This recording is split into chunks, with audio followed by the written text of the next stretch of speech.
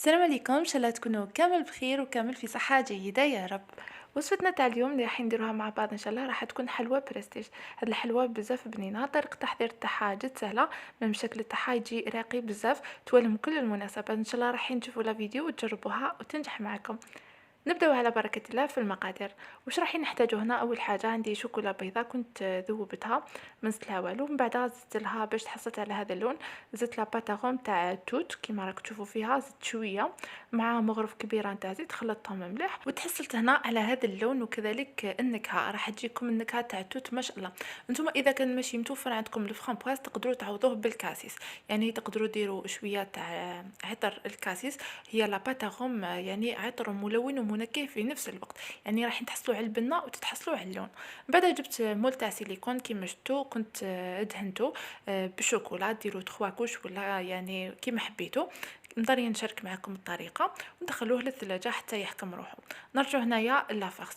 هنا بالنسبه لافارس كنت شاركتها معكم، ما حبيتش نعاود ندير لكم لي زيتاب، راح نخلي لكم فقط صندوق الوصف. كنت شاركتها معكم في حلوه ديليس الرافايلو، نفس لافارس اللي كنا درناها، فقط هنا زدت لها شويه تاع لاكريم فريش وزدت لها مغرف تاع عطر التوت باش تحصلت على هذا اللون.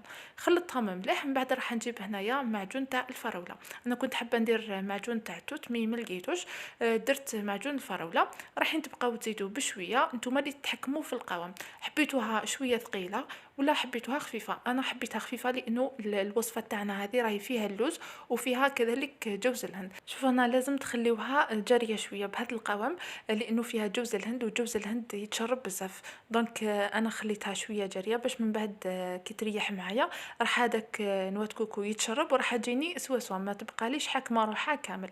نرجع هنايا للحشو الثاني اللي راح تكون عباره عن حشو كروستيون. واش درت فيها؟ درت شوكولا تختيني، درت الجوز، ودرت كذلك لافيتين، وراح نكمل الخليط تاعي نجمعه بشوكولا تختيني.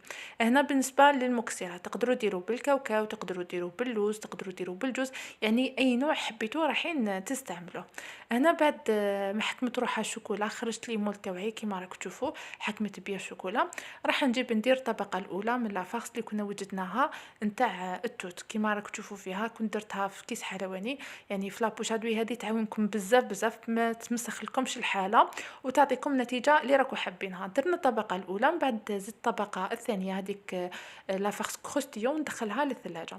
نرجع هنايا للتزيين. بالنسبه للتزيين دائما يبقى اختياري، مي انا حبيت ندير هاد لي ديليس، حبيت نديرهم بالكو تاع الميلكا. كذلك لي ترونسفير هذوما تاع ميلكا ام ديسپونيبل، تلقاهم بزاف عند لي بيعو دوزان تاع الحلوى. كيما راك تشوفوا راح نجيب شوكولا كنت ذوبتها. هنا استعملت في الوصفه هذه شوكولا الوجدان، كيما تقدروا ديروا اي نوعيه تاع شوكولا، ميم دادا تجيب بزاف هايله. كنت ذوبتها بدون اي اضافات، ما زدت لها والو. عمرت لي ترونسفير ودخلتهم للثلاجه. ميم لا بات سابلي ما حبيتش نبارطاجيها معكم، ديجا كنت شاركتها معكم في نفس الوصفه تاع ديليس الرافايلو. راح نخلي لكم الرابط تاعها في صندوق الوصف اذا حبيتوا ترجعوا لها. ولا عندكم اي بات صابلي مدارين تعتمدوها رايحين ديروها. كنت طيبتها في لو طابي تاع سيليكون باش تحصلت على هذيك الرشمه. وهنايا خرجت ديموليت الحلوه تاعي كيما راك تشوفوا تجي الشكل تاعها ما شاء الله. هنا زدت لها شويه تاع شوكولا باش نغطي هذيك لا فارس.